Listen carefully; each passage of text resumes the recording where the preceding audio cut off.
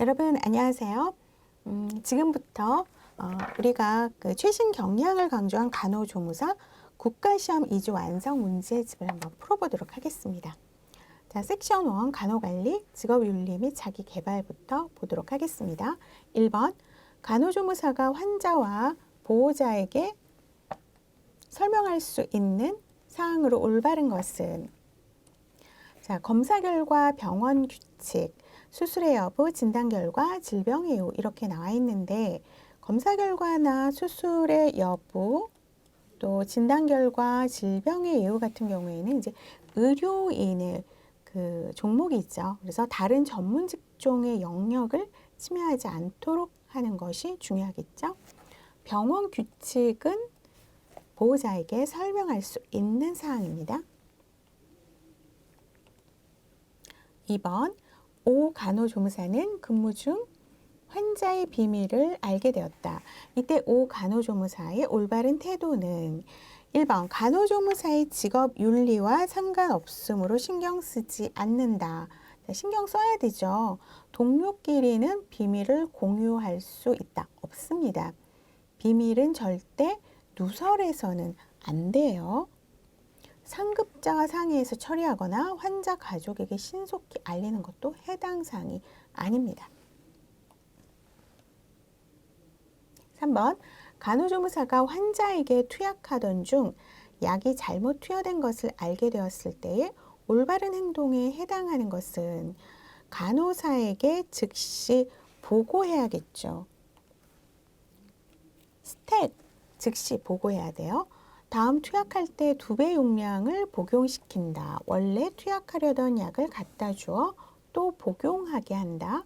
환자에게 알리고 비밀로 해달라고 부탁한다. 환자에게 이상이 없을 시 모른 척하고 지나간다. 2번, 3번, 4번, 5번은 이거는 이제 틀린 답이에요. 그래서 만약에 그냥 이렇게 놔두면은 과실이나 태만이 발생하게 됩니다. 그래서 환자에게 이상이 생겼을 때는 즉시 간호사에게 보고하도록 하는 것이 중요하겠죠. 답은 1번입니다. 4번, 간호조무사가 투약 실수 후 보고를 하지 않는 경우 간호윤리의 어느 부분에 어긋나는가? 자, 비밀보호, 정직, 정의, 책임, 환자의 권리, 의무 이렇게 5가지가 나왔는데 투약 실수 보고를 하지 않았어요. 이런 거는 이제 정직과 관련된 문제죠. 2번 같은 경우에는 정의인데, 정의라고 하는 것은 각자 가야 할 몫이 정당하게 가는 거예요. 그래서 이 부분에서는 이제 정직입니다. 투약 실수 보고를 하지 않은 경우 간호조무사는 간호윤리 중 정직에 어긋난 행위를 하는 거죠. 그래서 답은 3번이 되겠습니다. 5번, 동료인 간호조무사가 병동 물품을 분실하고 그 사실을 숨기려고 할 때 그 사실을 알고 있는 간호조무사가 어떤 행동을 하는 것이 가장 올바른 것인가? 자, 이런 상황에서 좀 많은 딜레마가 생길 수가 있겠죠. 이럴 경우에는 당사자가 간호사에게 보고하도록 설득을 해야 돼요. 간호사에게 즉시 보고하거나 다른 직원과 상의하거나, 동료와의 의리가 중요하기 때문에 끝까지 비밀을 지켜주거나, 모른 척하고 넘어가는 행위는 이거는 직업윤리상에서 어긋나는 행위입니다. 동료 간호조무사끼리는 원만한 관계도 좋지만 잘못했을 때 서로 지적해주고 또 설득과 조언을 하면서 업무에 성실하도록 노력하게 하는 것이 가장 중요합니다. 그래서 답은 3번이 되겠어요. 6번, 간호조무사의 올바른 대인 관계에 해당하는 것은 1번, 노인 환자에게 친근함을 느끼게 하기 위해서 할아버지, 할머니라고 부른다. 이름을 부르셔야 돼요. 이렇게 부르면 안 됩니다. 동료들 사이에 의견 충돌이 생기면 1대1 대화는 피하도록 한다. 1대1 대화를 해야겠죠. 서로 협력하면서 갈등 관계를 풀어야 합니다. 소아 환자나 신경이 예민한 환자는 보호자를 두어 안도감을 주고 간호에 도움이 되게 해야 합니다. 환자가 지시를 잘 따르도록 하기 위해 일정한 거리감을 두고 대한다. 거리감을 두고 대하면 안 돼요. 환자의 편의를 위해서 보호자를 이해하고 그들의 모든 욕구를 들어준다. 이렇게 되어 있는데 모든 욕구를 들어줄 수는 없습니다. 간호조무사와 환자와의 관계는 직업적 관계예요. 그래서 너무 친근감을 느끼게 하거나 동정하거나 하는 일은 바람직하지 않습니다. 자, 공감을 해야겠죠? 정도를 넘어서는 행위를 하면은 안 됩니다. 이것이 바로 윤리적인 행동이죠. 그래서 답은 3번이 되겠습니다. 7번. 간호조무사는 의료 현장에서 간호보조 인력으로 근무하는 데 있어 직업적 태도를 가져야 하는데 올바른 것은 직업적 태도라고 했어요. 보조 인력으로 근무하는 데 있어서 간호사 조령 및 건강상담 이 부분이 틀렸죠. 건강상담 및 진단 의사의 몫이고 의료인의 몫이에요. 시간 엄수 및 진료 부분에서 틀렸고요. 책임 완수 및 간호사 조력 이것이 보조 인력으로 근무하는 데 있어서의 직업적 태도로 올바른 행위입니다. 그래서 간호조무사는 업무상 간호사를 보조합니다. 그리고 간호 업무를 보조하는 업무이기 때문에 간호윤리 및 도덕의 바탕을 두는 것이 좋아요. 간호조무사로서의 책임 완수와 올바른 직업적 태도를 갖는 것이 가장 중요하겠습니다. 그래서 7번의 답은 4번이 되겠습니다. 자, 8번 보세요. 40년 이상 흡연을 했던 60대 남성이 폐암 진단을 받고 병원에 입원해 있대요. 어느 날 몰래 담배 피우는 모습이 눈에 띄었는데 이에 대한 올바른 대처법은 40년 이상 흡연을 했으면 이게 감년인데 그러면 40감년이 되겠죠. 1번 나와 상관없으니 못 본 척하고 지나간다. 안 되죠? 담당 의사에게 들키면 큰일 나니까 빨리 담배를 끄라고 한다. 자, 2번 한번 보시고요. 다른 보기 한번 보세요. 3번 병원은 금연이라고 설명하고 간호사에게 보고한다. 보호자에게 알려 금연시키도록 한다. 폐암과 금연에 대해 토론한다. 이렇게 되어 있는데 2번, 3번, 4번, 5번이 좀 헷갈릴 수가 있거든요. 자, 여기서 중요한 것은 뭐냐면은 환자를 돕고 필요한 경우 교육을 실시해야 돼요. 그렇기 때문에 환자 상태 이상이 있었을 때 반드시 간호사에게 보고해야 되거든요. 2번도 틀린 거죠. 그리고 4번하고 5번도 틀렸고요. 일단은 병원은 금연이라고 설명하고 간호사에게 보고하는 것이 가장 적절하고 올바른 행위예요. 그래서 8번 같은 경우에 시험 문제 나와서 많이 틀릴 수가 있으니까 8번 잘 알아두시기를 바랍니다. 답은 3번이에요.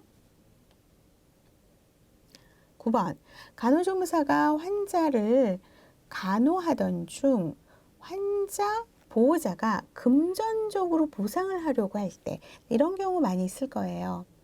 간호조무사의 올바른 태도는 고마움의 표시이기에 될 수 있으면 거부하지 않고 받는 것이 좋다. 자, 이럴 경우에는 받으면 안 되겠죠. 받아서 담당 간호사에게 보고 후 직원 회식비로 사용한다. 이런 경우는 안 돼요. 병원 규칙상 받을 수 없다고 말하고 정중히 거절해야 돼요. 거절하는 태도도 중요한데 만약에 거절하게 될 경우에 환자 보호자들이 좀 무안할 수가 있거든요. 그렇기 때문에 병원 규칙상 받을 수 없다고 정중히 거절하면 그 사람들도 기분이 상하지 않겠죠. 일단 받고 나서 업무가 끝난 후 환자에게 돌려주거나 환자 보호자에게 받은 후 환자의 간식비로 사용하도록 하거나 자, 1번, 2번, 4번, 5번도 다 틀린 내용이에요. 그래서 9번의 답은 2번이에요. 여기서 중요한 건 뭐냐면 간호조무사와 환자의 관계는 직업적인 관계라는 것을 꼭 알아두셔야 되고요. 그 다음에 직업인으로서의 품위를 잃지 않도록 하셔야 돼요. 환자나 보호자에게 금전적인 보상 같은 것 또한 받을 수는 없습니다. 그래서 9번의 답은 3번이에요. 9번 같은 경우에도 잘 알아두시길 바랍니다. 10번. 간호조무사가 근무 전 개인 사유로 근무 시간을 변경하려고 할 때 올바른 직업적 태도는 결근하고 다음날 사유서를 제출했다간 교대 근무가 일상화되어 있는 병원에서는 환자 간호에 결정적인 영향을 미칠 수가 있습니다. 그렇기 때문에 결근하고 다음날 사유서를 제출한다고 이게 통용이 되는 게 아니에요. 변경 전에 미리 간호관리자에게 사유를 설명을 해야겠죠. 간호라고 하는 것은 환자의 안위에 대한 커다란 영향력을 갖고 있기 때문에 먼저 변경 전에 미리 간호관리자에게 사유를 설명하는 것이 중요합니다. 병원장에게 사유를 설명할 필요는 없죠. 간호관리자, 자기의 상관에게 사유를 설명해야 됩니다. 변경 당일 전화로 연락한다고 그때 그 환자가 변경 당일 뭐 좋아지는 것도 아니잖아요. 변경 전에 동료 간호조무사에게 대리근무를 부탁하는 것도 이것도 옳지 않은 행위예요. 교대 근무 방법과 출퇴근 시간을 정확히 지켜서 다른 근무자에게 피해를 주는 일이 없도록 해야 돼요. 이게 중요하죠. 또한 임의로 근무 시간을 변경하거나 대리근무를 해서도 안 된다는 거예요. 피치 못할 상황이 발생할 때는 가능한 한 일찍 간호관리자에게 사유를 설명하도록 하는 것이 중요하겠죠. 이런 경우 많이 일어날 수가 있습니다. 그렇기 때문에 꼭 숙지하셔야 됩니다. 그 다음 병원 환경 관리에 대해서 한번 풀어보도록 하겠습니다. 1번 병원 환경 관리에 대한 설명으로 올바른 것은 소리가 나지 않도록 이동차에 고무 바퀴를 달아줘야 돼요. 1번이 맞습니다. 젖은 걸레로 닦고 물기는 그대로 마르게 둔다. 자, 물기가 마를 때까지 미끄러져요. 환자들이. 낙상사고가 일어납니다. 진공청소기를 사용한 후 비지를 하도록 한다. 비지를 하면 먼지가 날리겠죠. 환기시킬 때 맞바람이 환자에게 직접 닿게 한다. 자, 이러면 안 돼요. 직접 닿게 하는 거 안 됩니다. 햇볕이 병실에 직접 들어오게 커튼을 걷는다. 햇볕은 물론 들어오게 하는 거는 좋은데 자, 직접 들어오면 안 돼요. 직사광선을 쪼면은 안 된다는 거예요. 그렇기 때문에 답은 1번인데 자, 우리 해설 한번 봅시다. 병원 환경이라고 하는 것은 환자에게 치료와 간호를 제공하는 것이에요. 그러면 이 환경을 지배하는 게 소음, 온도, 습도, 햇볕, 조명, 냄새. 이 소음도 하나의 공해거든요. 그래서 굉장히 예민하게 느껴질 수가 있어요. 안위를 방해합니다. 식당 운반차나 환자 운반차 등은 소리가 나지 않도록 해야 돼요. 고무바퀴를 달아주는 것이 좋습니다. 예민하신 분은요, 고무바퀴가 굴러가는 것도 소음으로 느낄 수가 있어요. 환기 시에는 바람이 환자에게 직접 닿지 않도록 하는 것, 햇볕을 통한 자연 조명은 환자들의 기분을 명랑하게 해줍니다. 적절한 햇볕이 병실에 들어올 수 있도록 해주는 것이 좋죠. 왜냐하면 바이타민 D를 활성화하게 해주잖아요. 하지만 햇볕이 눈이나 얼굴에 직접 비치는 것은 피해야 되겠죠. 그다음에 2번 봅시다. 병실에 알루미늄 제품의 혈액과 점액이 묻어 있는 경우 올바른 관리 방법은 자, 제품에 혈액과 점액이 묻어 있대요. 이거 단백질이죠. 단백질은 더운 물로 닦으면 어떻게 될까요? 응고작용이 일어날 수가 있어요. 그렇기 때문에 중요한 게 먼저 찬물로 헹궈야 돼요. 그 다음에 따뜻한 비눗물로 씻어야 되는 거. 자, 자, 요거 단답형으로 꼭 알아두셔야 돼요. 다른 거 그냥 보지 마시고요.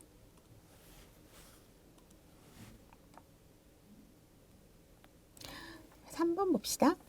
오 간호조무사는 병동에서 침상 만들기를 하면서 동료의 도움을 받아 밑침구를 팽팽하게 잡아당기면서 마무리를 했대요.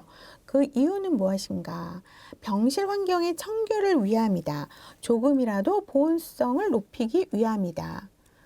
주름으로 인한 압박을 감소하기 위함이죠. 자, 주름이 생기면은요, 압박이 생기면서 욕창이 생길 수가 있어요. 그래서 주름으로 인한 압박을 감소하기 위해서 팽팽하게 잡아당기는 것이 중요합니다. 환자가 움직이면서 침구가 쉽게 벗겨질 수 있거나 혈액순환을 촉진시키기 위함이거나 여기에서 5번도 어떻게 보면은 혈액순환 촉진과도 관련이 있기는 하겠죠. 팽팽하게 잡아당기면서 압박을 감소하니까. 하지만 가장 적절한 답을 찾으려면은 3번이 되겠습니다. 환자들한테는 욕창이 많이 생길 수가 있기 때문에 조심하셔야 돼요.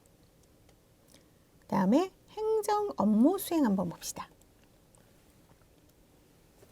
1번 간호조무사의 역할에 해당하는 것은 가족의 건강 문제를 진단하고 계획하는 것은 이거는 의료인의 역할이고요. 간호사의 업무를 보조하는 거죠. 간호조무사의 역할이 간호사의 업무를 보조하는 거예요. 간호사의 지시에 관계없이 독자적으로 간호활동을 하면은 안 됩니다. 지시에 관계 있게 해야 돼요. 환자의 혈액을 채취하거나 환자의 환부를 드레싱하는 거는 의료인이나 또 환자의 혈액을 채취하는 거는 이제 임상병리사의 역할이죠. 그래서 답은 2번이 되겠습니다. 그 다음에 자, 문제 2번 봅시다. 새로운 환자가 입원했을 때 간호조무사의 올바른 역할에 해당하는 것은 병원의 운영 상태를 설명해 준다. 입원에 대한 안내문을 설명해 줘야 되는 거죠. 운영 상태를 설명해 주는 거는 조무사의 역할이 아니에요. 주치의에 대한 이야기를 해주어 불안을 없애주도록 하거나 환자의 예후에 대해서 설명해 주고 환자의 진단 결과에 대해서 설명해 주는 것은 의료인의 몫입니다. 입원에 대한 안내문을 설명해 주어서 입원 생활에 불편을 덜어주고 환자 주변을 깨끗이 정리하도록 협조를 구하는 것이 환자의 입원 시의 역할이라고 할 수가 있겠죠. 그래서 답은 2번이 되겠습니다. 그 다음 기초 해부 생리 한번 들어가 봅시다. 기초 해부 생리는 좀 난이도가 높은 그 부분이죠. 그래서 잘 숙지를 하셔야 됩니다. 1번 인체의 개요 부분이에요. 1번 인체를 앞, 뒤로 나누는 면을 무엇이라고 하는가? 자, 이것도 단답형인데 앞, 뒤를 나누는 것을 관상면 혹은 전두면이라고 해요. 같이 외워두셔야 돼요. 자, 관상면, 시상면 같은 경우에는 정중면에 평형한 면이고 정중면이라고 하는 것은 인체를 좌우로 나누는 면이에요. 수평면이라고 하는 것은 횡단면이죠. 인체를 위아래로 나누는 면이라고 할 수가 있겠습니다. 이런 1번 같은 경우에는 단답형으로 외우셔야 됩니다.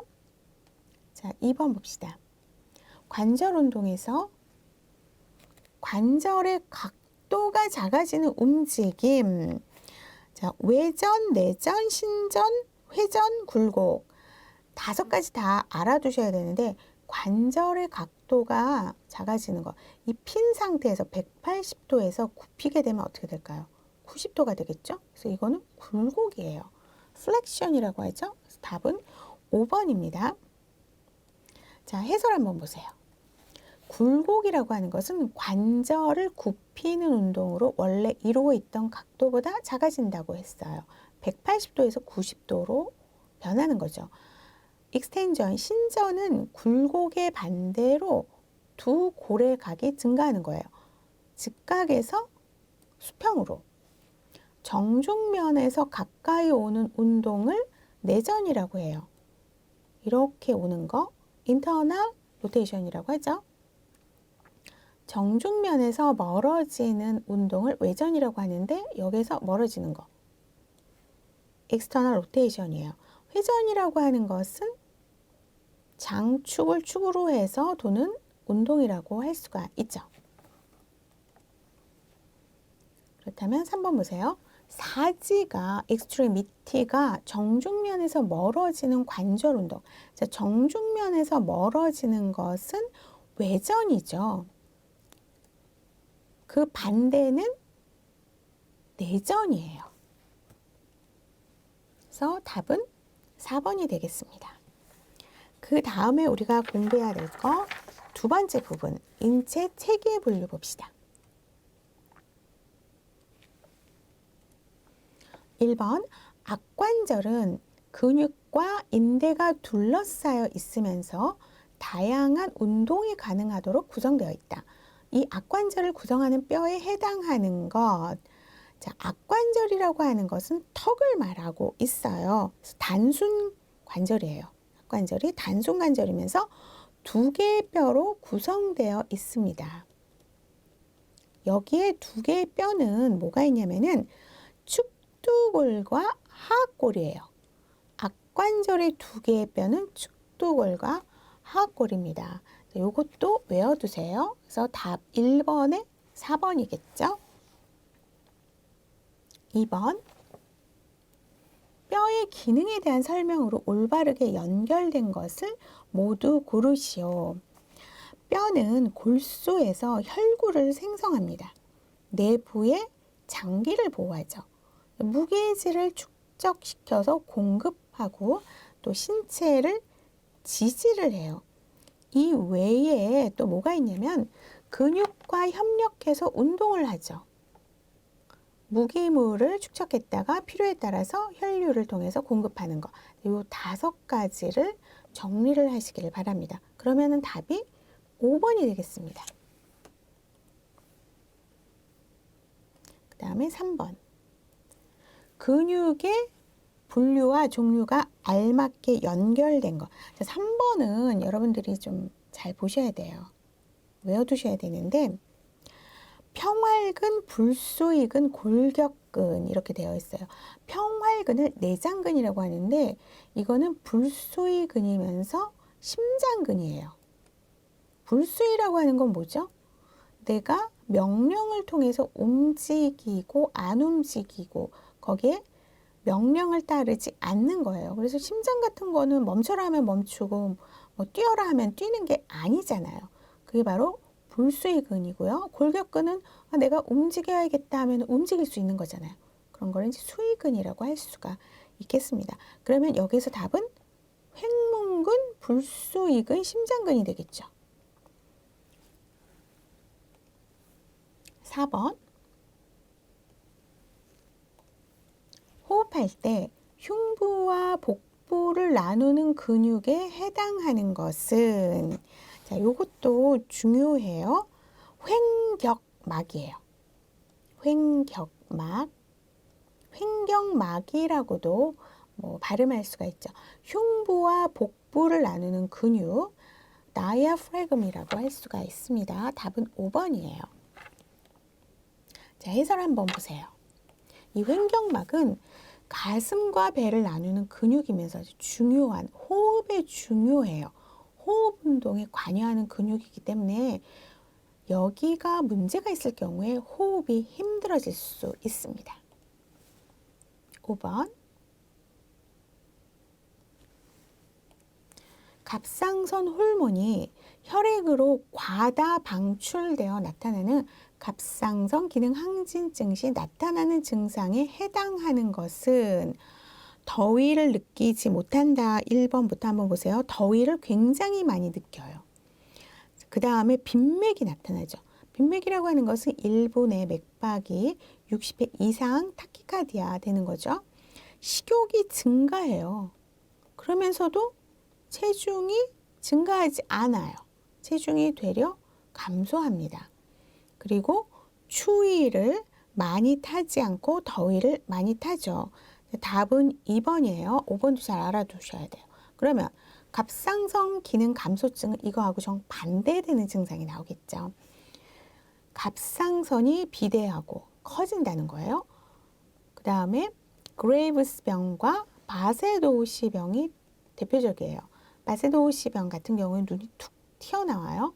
증상을 보면은 식욕은 증가하지만 체중은 감소하고 안구가 돌출되면서 빈맥과 변비나 설사 등이 나타납니다. 6번. 내분비선에서 분비되는 화학물질로서 특정한 기관에만 작용하여 인체의 항상성을 유지 조절하는 물질. 자, 6번 같은 경우에도 별표 2개 하셔야 돼요. 외우세요. 호르몬입니다. 덕트가 없어요. 즉 분비관이 없이 직접 혈류에 분비한다. 블러드 스트림에 분비하면서 이 분비된 호르몬은 전신을 순환하다가 특정한 기관에 이르면 표적기관이라고 해요. 비로소 작용을 나타내게 되는데 이 호르몬의 작용이 미치는 기관은 이제 타겟 올간 표적기관이라고 하죠. 호르몬은 인체의 발육과 성장 및 생체의 내부 환경을 조절합니다. 스트레스와 감염에 반응하면서 생식의 리프로덕티브에 영향을 미치게 되는 거죠. 그래서 답은 5번이 되겠습니다. 7번.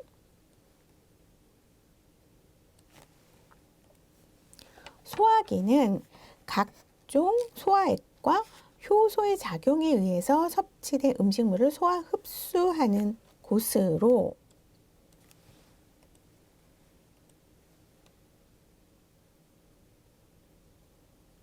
입에서 항문에 이르는 9m의 기관으로 되어 있다. 이 소화기계에 해당하지 않는 것은 자, 소화기 계통의 그 기관인가 아닌가를 찾아보는 질문이거든요. 그런 문제인데 여기서 보면 자, 간 보세요. 간, 담낭, 소장, 췌장 같은 경우에는 소화기계에 속해요. 근데 비장은 소화기계에 속하지 않죠. 자, 비장의 기능은 혈액을 저장합니다. 혈액을 여과시키고 노쇠한 적혈구를 파괴해요. 적혈구의 생존 그 수명 기간이 120일이잖아요. 그리고 미생물과 이물질에 반응하면서 면역 계통을 활성화시키는 작용을 하죠. 답은 3번이에요. 이 문제도 잘 알아두시기를 바랍니다. 8번.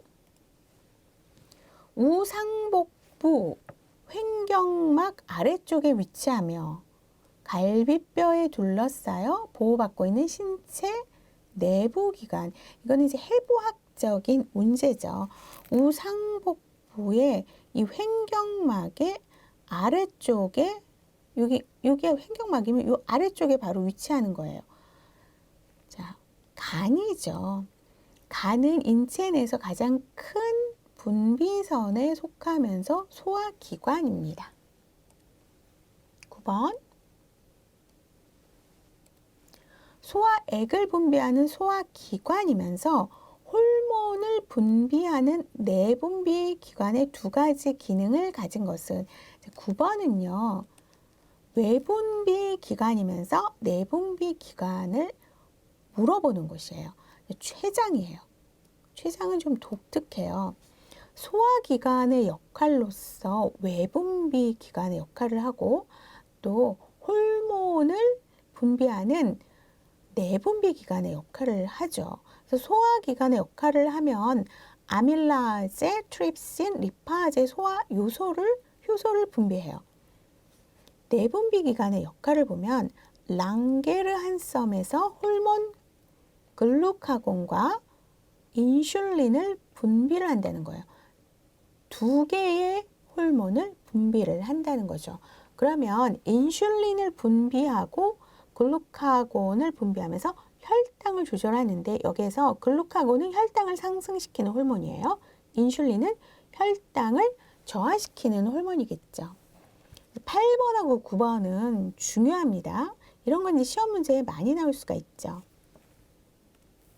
10번 소화기관 중에서도 소장은 소화 운동을 하면서 영양분을 소화 흡수하는 중요 부분이에요. 자, 소장에서 영양분을 소화 흡수하죠. 우리가 밥을 먹으면은 위에서 잘근잘근 이제 그걸 입에서 씹히고 또 위에서 또 위즙을 만들어 갖고 이 소장에서도 흡수를 하는 거예요. 그래서 흡수는 소장에서 중요한 역할입니다. 영양소를 흡수하는 표면적을 증가시키기 위한 구조로 되어 있어요. 소장벽이. 소장의 내면 주름, 점막 주름 표면에 위치하는 것. 자, 10번 같은 경우에도 잘 알아두셔야 돼요. 바로 육모예요. 흡수 면적을 넓히기 위해서 소장 점막에 아주 촘촘하게 되어 있는 것. 그래서 손가락 같이 접혀 있어요. 답은 4번입니다. 육모 중요합니다. 외워두세요. 11번 혈액의 성분과 기능에 관한 설명으로 올바른 것은 백혈구는 혈액 응고에 관여한다 이렇게 되어 있는데 식균 작용을 해요. 면역 기능을 하면서 백혈구가 확 떨어지면 면역 기능이 확 떨어지면서 모든 병원체가 막 들어오겠죠. 적혈구는 가스 교환과 산과 염기 조절에 관여를 하고 있습니다. 답은 2번이에요.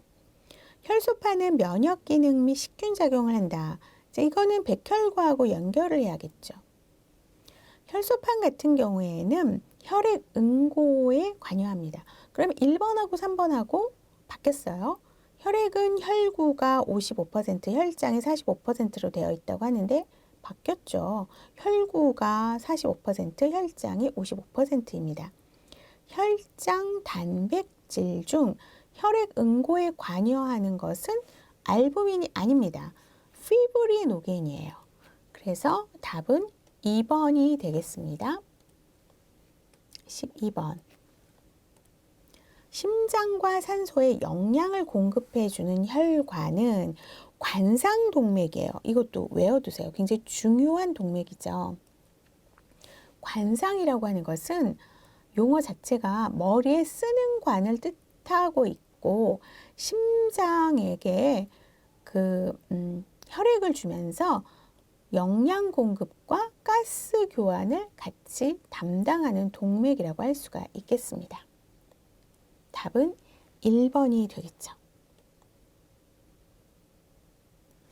13번. 사람의 혈액은 혈장과 혈구 및 혈소판 등으로 구성되어 있습니다. 이 중 혈소판의 기능은 혈액 응고예요.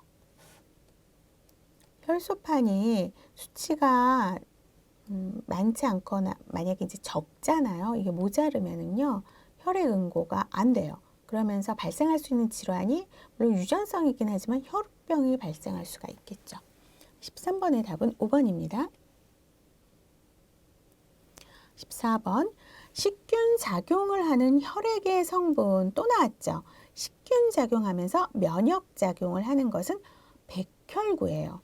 그래서 항체 형성을 통해서 감염에 저항하여서 신체를 보호하는 것이 바로 화이트 블러드 셀 백혈구입니다. 답은 1번입니다.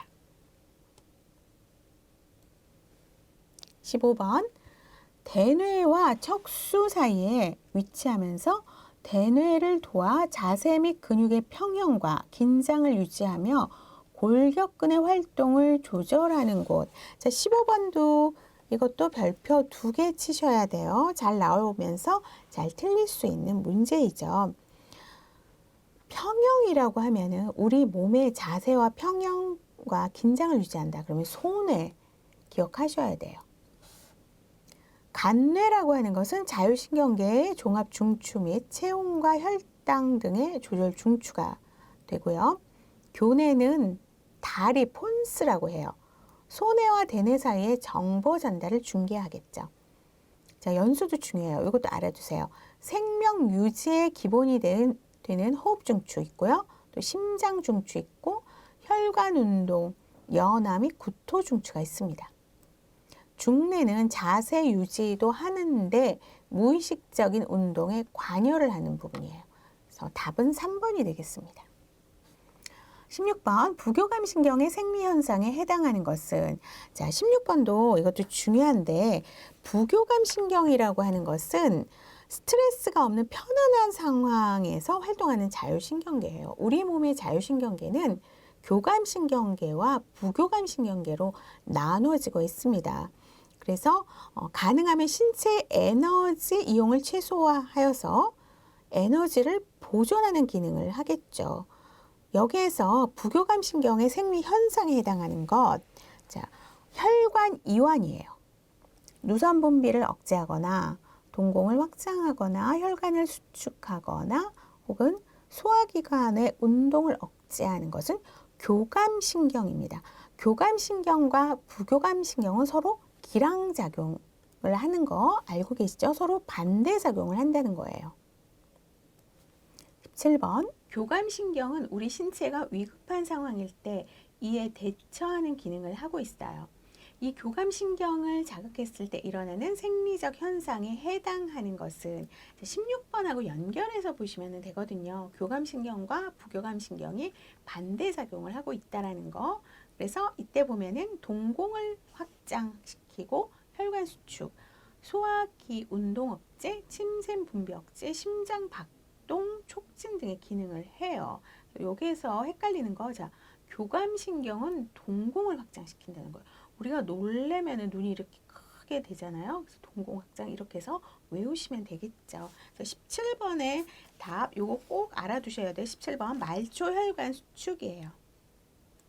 16번하고 17번은 많이 헷갈릴 수가 있으니까 꼭 인지하시고 기억하시기를 바랍니다. 이번 강의는 여기서 마치도록 하겠습니다. 감사합니다.